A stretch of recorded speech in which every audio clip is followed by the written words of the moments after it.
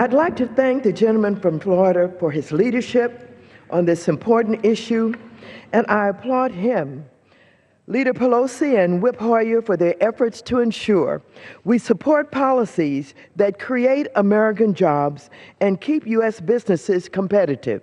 And I find the contrast with the bills we consider this week particularly striking, as the out-of-touch Republican leadership wastes our time with measures that deny science and strip workers of critical rights.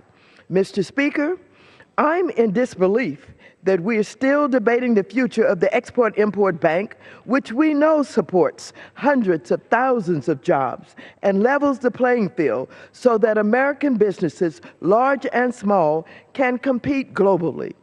The facts underscore what's at stake. In fiscal year 2014, Ex-Im Bank approved more than 3,400 transactions with a total estimated export value of $27.5 billion. This support is estimated to have sustained 164,000 export-related U.S. jobs. And over the past 5 years, it is estimated that the bank has created or sustained more than 1.2 million private sector jobs. Moreover, all this was accomplished as the bank returned over $674 million back to the American taxpayers just last year. Over the past 2 decades, the bank has generated a surplus of $6.9 billion for U.S. taxpayers. But for months, a handful of extremists in this chamber have refused to accept the numerous and widespread benefits provided by the Export-Import Bank to our economy.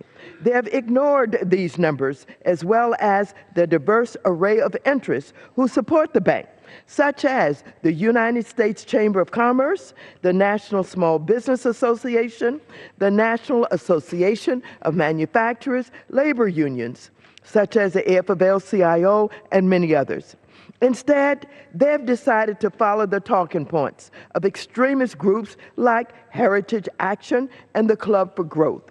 I find it ironic that Republicans are actively working to ensure this important engine of job creation closes its doors while also waging war with President Obama over the Keystone XL pipeline, which even the most inflated estimates say would create far fewer jobs than Ex-Im. However, I've been heartened to see a number of frustrated Republicans, some of them even Tea Partiers themselves, say enough is enough and have chosen to stand up for real workers and businesses rather than a handful of ideologues dictating policy from a Washington think tank. I applaud the 58 Republicans who courageously have come out against their leadership in favor of renewing the Export-Import Bank's charter. And as we take an important vote that will bring Export-Import Bank legislation to the floor today, I ask those Republicans to once again show their courage, show their leadership, and show your constituents who rely on the Export-Import Bank for jobs and economic growth that you're willing to do what's best for them and not what's politically expedient. Democrats want to provide certainty for the businesses and workers who rely on the bank.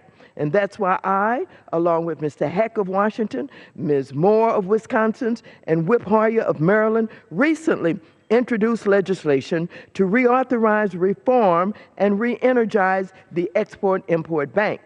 The measure takes a sensible approach to renewing the bank, extending its charter for 7 years, increasing its lending authority to meet the needs of U.S. exporters, and modernizing the bank's programs to better serve small and medium-sized businesses.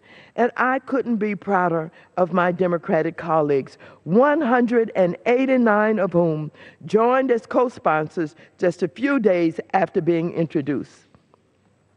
Such widespread support sends a strong message to Americans' manufacturers, businesses, and workers that Democrats are united in preserving an institution that for decades have helped this nation create jobs and grow the economy. And it makes clear that if those supportive Republicans were to join us, this Congress could pass an extension of the Export-Import Bank's charter today. Mr. Speaker and members, this is the right thing to do for our workers and for our businesses and for our nations. Let's stand up for what's right. Thank you, and I yield back the balance of my time. Gentlelady's time has expired.